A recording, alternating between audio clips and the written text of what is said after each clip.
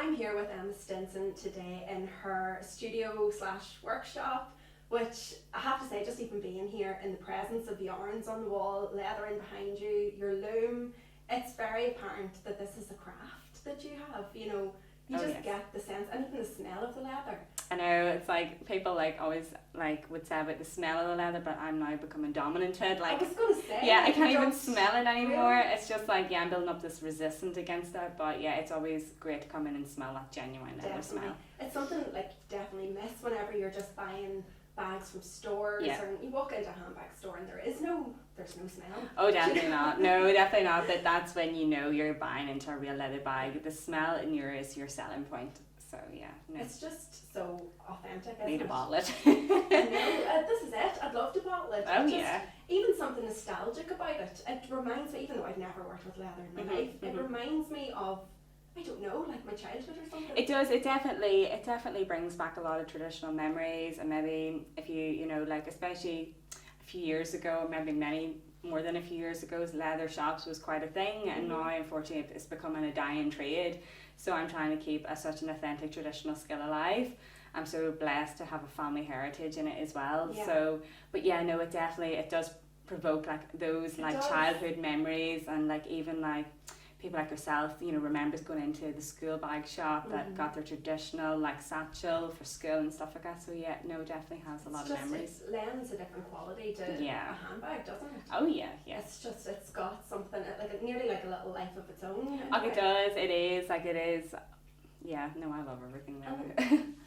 I was going to ask you, how long have you been in this space? Have you always had this workshop for? No, so this workshop has sort of been moved around quite a wee bit. I sort of always had a workshop space or a studio space as such in a home environment anyway. But it wasn't until probably this year I've sort of got a proper space established.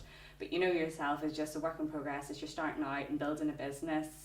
And yeah, you just build each year and improve on what you've already done. So yeah, no, but it's great to have my own space that I can call a workshop and then separate from my retail end as well. Exactly. And I mean, why would you pay, you know, for a space or hire a space? Well, that's it. And a lot of people will agree, you know, with this one. You know, when you're starting off in business, you don't have a lot of finance unless you come from, you know, a financial supportive, you know, but I've done everything on my own, never took a loan out or anything. Always said, you know, I want to be out when I can afford to be out, and if it doesn't work, it doesn't work. And I'm quite strong that way. So yeah, no. So everything I have, I'm happy because I look around and I afforded it, and yeah, I built on it, and yeah, no, I've done this myself. Put it all together yourself. Yeah, exactly. I'm trying to find the words. Yeah. You have some equipment here that has obviously been passed to you. Yeah, so that's another thing I'm greatly blessed for, is the machinery that was all inherited, and some of the tools as well that I use is actually my granddad's tools, so it's great to have that. Yeah, that's a good and that sentimental point. Value. Yes, exactly. So it's lovely, and I feel like I'm with him when I'm using these machineries, you know, and if there is such a thing out there, he's looking down, and hopefully he's proud, or hopefully I'm doing him proud. He absolutely is. I mean, even just to see this setup, it's absolutely incredible. Oh, thank you. I'll have to clap and applaud my dad for this. He's very good. So did he help you? No, he built all this for me. So he's very handy with a saw and woodwork.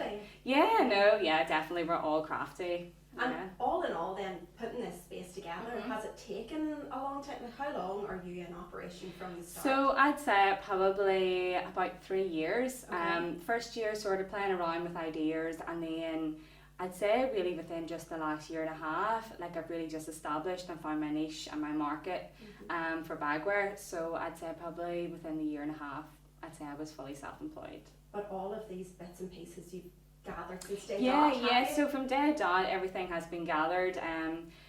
My first ever sewing machine is sitting directly behind you. I bought that when I was doing my A-levels. That's how old that is. And then obviously the singers are very old. Yes, I love them. They're even gorgeous just to look at. I can't even put an age on them. They're probably hundreds and hundreds. Antiques. They're very antique, you know, and it's great. And these have all the singers come from your grandfather? Yep, so they all came from him. So all of them you see, the two under the bench, and then the flatbed, which is my main machine, and then the wee patcher. But you were telling me just before we went on to record that these all have individual purposes. Yeah, so basically that's it in a nutshell. They all have individual purposes depending on what you're working with, and different weights of leather as well. So, and obviously some bags maybe take 3 different sewing machines to assemble it because there's different parts, and yeah, unfortunately some machines can't, do certain things. So that's why you have to have quite a range. So it's like a proper manufacturer's in here. But I think it's amazing that they're still operational. Oh yeah, like they're very old. They probably need a good wee bit of oil every now and again, like to keep them running. But no, it's great just that they're still alive. Yeah, and still going. Yeah. And on the subject then of your grandfather, because Yes. we can't really get away from not talking about him, because Oh, no. all of this really has come about Yes. as a result of his Yes. career. Yes, So and his tell reputation, us a yeah. bit about him. What was your grandfather's name? So my grandfather's name is Jackie, and I actually have a nephew who's just named after Oh, him there. lovely. So it's lovely to have that still in the family as well. But yeah, no, my granda basically, from a young age, he always was interested in horses and saddlery and leather. And there was a shop that we took over many years after that. There was an original guy, Walsh Linton, and he owned it. And my grandfather just was like a wee errand boy. Like he just run errands for Walsh. And then as he got involved in the business a bit more, he learnt everything about the saddlery end of things, and then it was solely making like harness and stuff like that for horses. And he just really built on what he knew, and then he just built himself like a reputation for his work, and he was great. He always had like a personality for customers, so Yeah.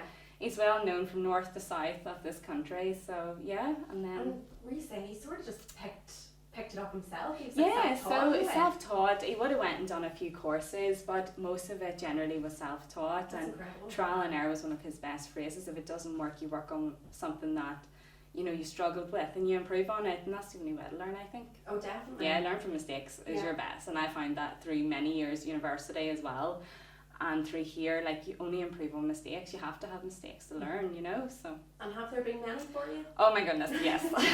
Lots. There's been tears shed, there's been arguments with myself over why something's not, aesthetically working. And that's the thing, like bagwear is great to have aesthetically pleasing to your eye, but it has to serve a practicality. Yeah. And that's one thing that I try to promote, that my bagwear serves practicality as well as aesthetic. So everything is trialed and tested before it leaves here. If a rivet isn't in properly, it's not going to serve a purpose for a shoulder strap, So there is quite a lot of technical things that go into making bagwear. It's not just making a bag. Yeah. So yeah, there is a lot, You and do that comes forget, with and I mistakes. mean the bags are gorgeous, and there's quite a Thank few you. around us, and they're definitely aesthetically pleasing. I don't doubt that they serve their purpose as well. You can see that they do, and you're showing me one earlier that is your own. And Oh, is yeah, very yeah. well worn, but I mean they're lasting a lifetime. Yeah, that's it. It is a true investment, and because I only use 100% genuine leather, I don't cut corners. I wouldn't even be allowed to cut corners when that's concerned, going up around the material. But what you buy is what you get, sort of thing. It is only 100% genuine leather, and I do use vegetable tanned and chrome, which is two different types. And if you don't know what that means, it's basically the way it's dyed. But vegetable tanned wears well, so it does. And if And you look after it. dye the leather yourself as well? No, so unfortunately I don't do that. Okay. But it's bought in pre-made, but I cut from the raw hide itself, as you can see. And Briefly behind behind me, these Yeah. are a couple of the different leathers that are involved in some of the bags. you. And how do you choose your leather? What are you looking for when you're looking at it? Well, so basically when I'm choosing the leather, it's mainly, do I want it to be soft? It's all depending on the bag, really, what I'm trying to make. Yeah. And for example, like our backpack, which you can see briefly there, there's two different leathers, and obviously the flap and the gusset and the base has to be quite hard wearing, and it has to serve like a structural purpose to shape the bag. So it has to be a little bit heavier and has to be a wee bit more tinier, as my dad would refer to. Okay.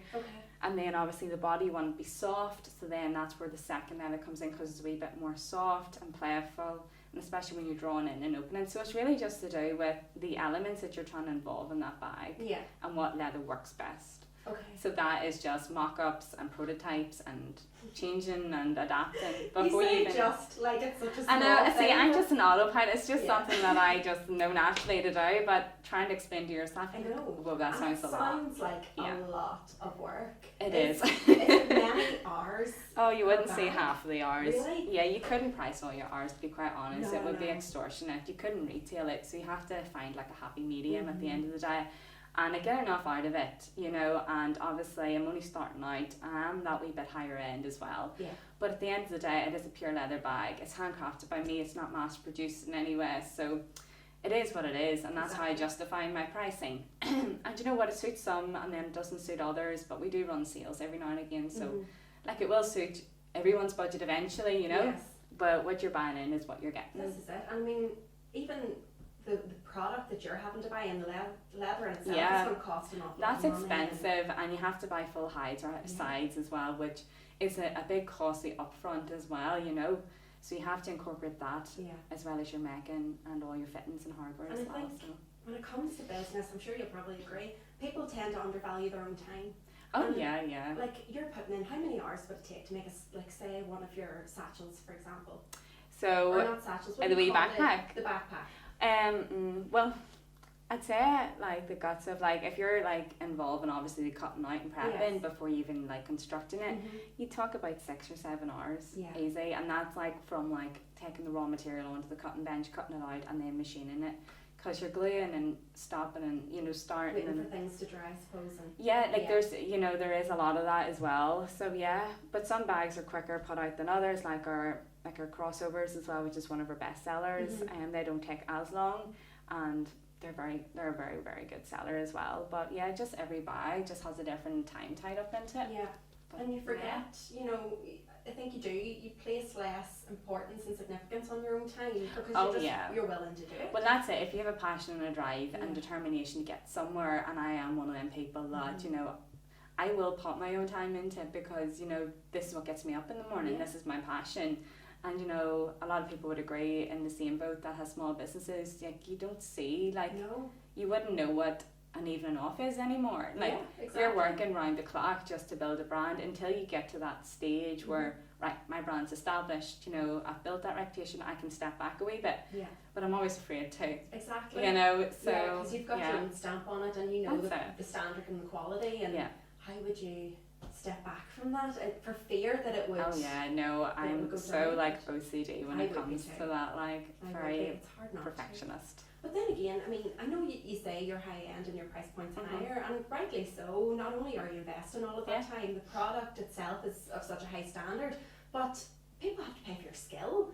That's it. Like, how many people are doing this? I suppose there's not many. No, well, like there's people that work with leather, but especially when I'm combining both weave and leather, which is two traditional skills, there's not many people that do that. So that's like where I stand out. Like that's my niche.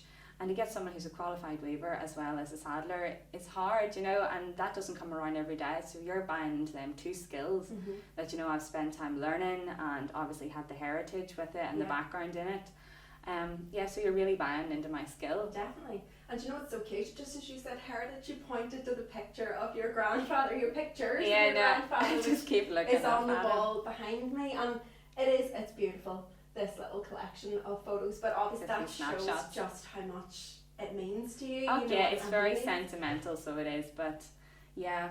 It's brilliant. And all these photos, just for people listening to the podcast, are of him in action, making, what is he making, your saddles? So I think those are different snapshots. So he's working on a bag, and then saddle, a little bit of harness possibly, he would have also repaired as well as made bespoke stuff from scratch as well. So when he was in business at the time, he had a retail end, which it grew over time, a retail end, and then he done his own traditional work making his own stuff, and then he repaired people, which he was known for. Like he always like restored, you know, bags for people that maybe was sentimental for them.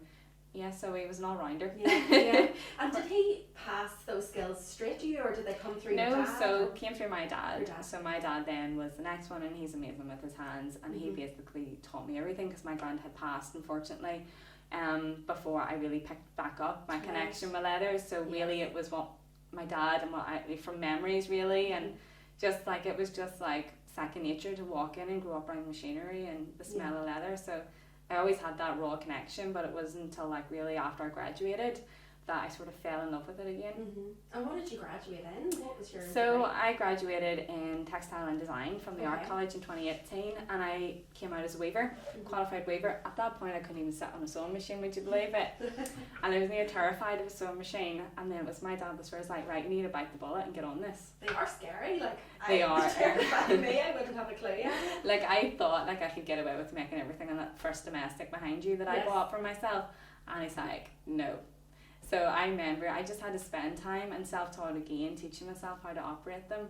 But I knew. With the weaving, so I know that you Yeah. did incorporate elements Yes. of that into your bags Yeah. as well. Do you still do as much? Or? So not as much. I really started off, in business, it was solely nearly hand woven with a little touch of leather, and then it wasn't until really this year where I focused more on the leather side of things and sort of really only incorporate like the weave in the spring summer months, Yeah. because one, practicality, it's not great in the autumn winter months, and two, obviously to have like something that's going to sustain me right around the full year, I need to have something that people's going to buy into. And obviously the leather definitely, it just ticks all boxes. It can be worn in spring summer months, and it's also amazing in autumn winter because it is durable. So yeah, no, as much as I love like, you know, woven stuff, I'm sort of focusing more on leather now. So the loom doesn't get as much use anymore? No, unfortunately not. But like her skills and what like I've learned from being a woven textile designer, I'm actually training people how to weave as well. Brilliant. So yeah, I'm just spreading my skills across in that way. So yeah, well, it's really to recent. I was sort of doing a few different workshops and showing people like the traditional skills of woven stuff as well as leather craftsmanship. And then it was a wee girl, she's a local girl, and I got the opportunity to teach her how to weave, and it's great that I can spread my skills now. I think I know who you're talking about. Is that I forget her first name, from Copper Otter? Yes. Yes.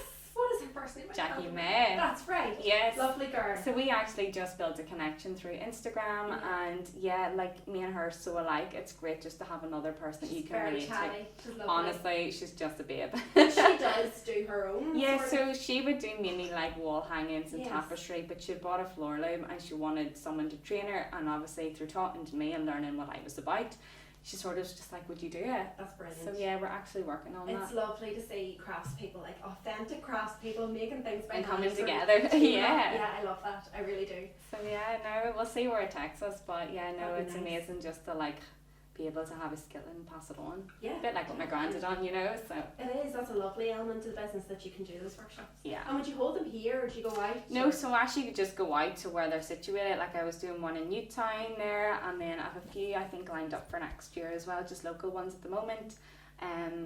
But yeah, people just love learning traditional skills, and especially because leather is quite a small subject now, and like obviously like leather handbags is always about, but just seeing someone like work with a piece of leather, like people love that. There's a story to everything that you create. Oh you know, yeah, like if definitely. you've made it yourself from start to finish, it just means so much more to you in the end, doesn't it? When Like you've it that does, finished yeah. product? No, it's great just to see like your work and your ideas, and the best thing that rewards me of anything is seeing someone carrying my bag. Yeah. Like that's Christmas every day for It would me. be amazing. It is, like I never forget it. The first time I seen a bag, like I just happened to be like in IKEA, how random, with my father, and like I was just having to walk past me, and you know when you know your own work, Yeah. and you just caught your eye on it, and it's like, oh my goodness, I was like, oh, look. And it was so emotional for him because like he's as proud as punch Oh, watching me every day, Mm-hmm. and it was just like that like pinch me moment. So yeah, I think that's amazing. I need more of those. Yeah, oh definitely. But yeah. Like where do you envision it going? What's your plans? Well, every year comes with new sets of goals, and I really just want to be happy at the same time. Like it doesn't matter if I don't make millions. I just happy is enough for me. But I want to obviously have my own work or my own bag ranges in like boutiques. I'd love to be in Thomas Brown. I'd love to have a few opportunities in magazines. I don't really know. Like I just know I want to like get the recognition as a designer for bagwear. So depending on how far that takes me, and obviously to have my own place and a small outlet, if that's in a shop or if that's just a unit, that people can come in, try on my bags, even like just discuss something bespoke. Yeah, that's really sort of what I envision for the next couple of years. Yeah. And I mean all very attainable. Yeah, like they're not like There's no hard. reason why. There's no reason. Like it will take a wee bit of grafting, and obviously, like I'm one of these people that has to justify everything. So if it's financially justifying it, and if it is that next step for the business, I'll do it. But yeah, like I always set my goals quite high, but like obviously to be like wary of them at the moment. But I've always been like that, even through school. But I think that's why I've got to where I am, because I'm just so determined. Yes. To reach them goals. Exactly. So yeah, You have to push on. I do. And at the minute then, how do you retail your bags? Where So can you at the find them? moment you can find them on my website. I have my own online website, And also I'm on Not in the High Street as well, which is an amazing UK platform, which I've just got involved in this year. And then you can, yeah, so basically, oh yeah, and also at markets and trade shows, I would go out every so often. I try to be out just for you to see my bags in real life, because sometimes a lot of customers would have said to me in the past, it's not till I see your bag I appreciate the craftsmanship. And that is so true, and that's why I really want to go and have an outlet that people can come, view the bags, try them on, and really just feel and smell what they're buying. First thing they said was the smell. It just does. It's like, I know it's going to sound corny, but it's a feast for the senses. It is, really is. No, definitely. And when you can smell it and you can feel it and you can see it in all its glory, you do realise the level of quality that you're buying into. And I think that you're right to do those pop-ups and markets and things. It's just adding another dimension that just doesn't lose with the other. It is. It's that like a customer, yourself, if you're working in your own space for so long, you need that interaction. And I'm quite a social person. I love to have a chat, and I just love getting out and hearing feedback, and it's that feedback that I work on from. And there's a lot, my head just goes into an explosion of ideas after just talking to a few people and hearing what they want. And it is so cliche, but you need to listen to your customers. Oh, definitely, yeah. And actually it was a customer, because I started off interiors when I first started out. It was a few questions, and I sort of touched on cosmetic bags. But I didn't really know, was it going to be bagwear interiors, when I was trialing ideas at the start. It must have been my first year. And it was a woman that came, I'll never forget it, was a woman that came over, and she's just like, if there was a shoulder strap in that bag, I would have bought it. And I was just like, And what bag was that? It was just a cosmetic bag, but it was a shape that, it was more like a scooped one.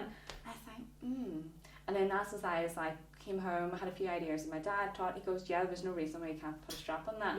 And then when that bag started to come out, it sold like wildfire, and then I just improved on bagwear, and then something so simple. Isn't that crazy? But that is just an example of, you need to listen to what the demand is. There's no point you thinking, right, I'll just create this product and the demand will be there for it. You need to make that demand and then make the work for it. So tailor it to suit. Tailor it to suit, exactly. And as you were talking about markets there, I saw you at Georgian Day last year. So do you find doing sort of fairs and days like that out and about are good? Do you get much back from them? Or? Yeah, no, Christmas is always great. But I just love getting out, showing my work. But there's lots of feedback, and just listening to people ooh and over the quality is just such a feel good factor. So I do really try to get out as much as I can. Obviously I always can't be out, but I just think you need to have that little pop-up window every so often, just to keep the public reminded. And obviously to gain more customers from it that can obviously feed back onto your social platforms and then onto your website for return sales. So even if people I know at the moment are struggling at markets, and that's just financially with the economy right now, everyone's getting it hard. And even if it's a bad day, it's never a bad day, because you build connections, back, and you mightn't get a sale that day, but you might get 3 on return home from it. It's raising brand awareness. Exactly, you've just hit it on the nail. It is definitely raising brand awareness. So you just always have to be in those spotlights where your brand can get exposed from. So And you just touched on it briefly there about cost of living crisis. Don't even talk. The term everybody's talking about at the moment. It does not help small businesses at the moment. It's crazy. It really is so hard. It Have is. you felt it? It? I feel it every day. Even simple things like groceries, for instance. If we even get onto that subject, there's a massive knock on. There really is. And like you say, for small businesses, it's your electric has gone up, and I don't know how much electric you use. I'm sure these.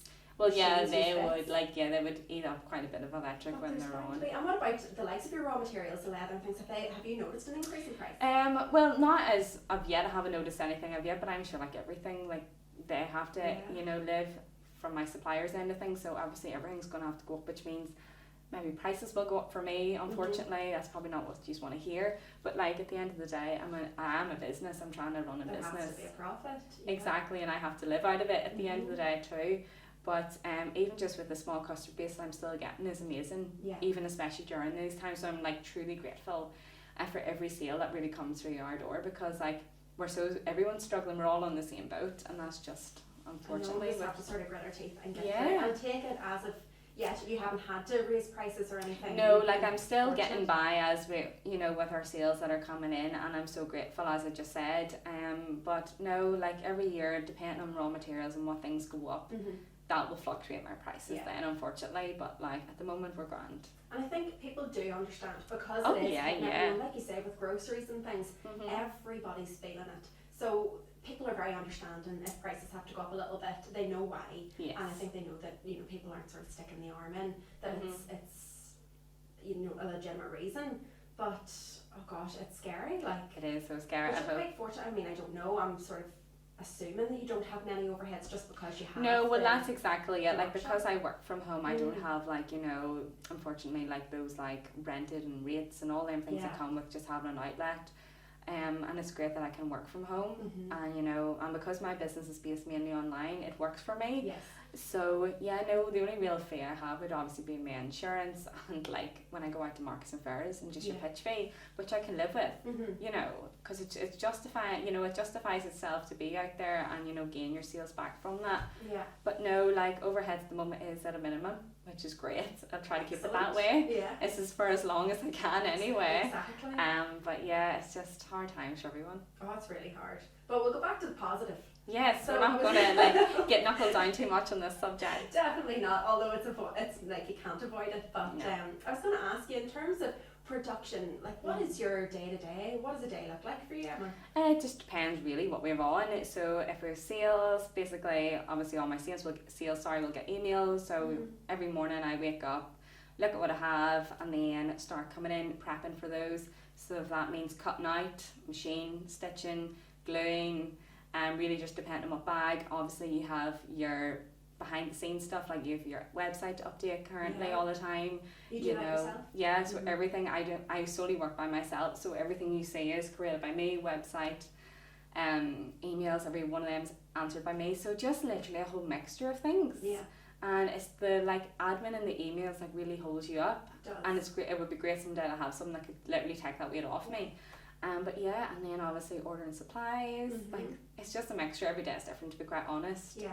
And then next month we'll be working our autumn winter wear, so it'll be a lot of designing, which I'm sort of roughly starting. I get really inspired just by watching like people in the public and see what they're wearing. I just like I'm so weird. Like if I see a bag, I'm just like looking at it straight on, and it's just like connoisseuring it nearly. I'm like, I like the elements of that. Yes. So yeah, no, just really designing will probably be next month, and then just like sampling and prototyping, and then. That sounds so lovely. And when you design, is that all on paper? How do you design? Really, a lot of it. Like I'm one of these people that can think 3D. Like. Wow. Yeah, I'm quite a visual person. Okay. So if I got like an idea, I can nearly make the bag in my head before I have it on paper.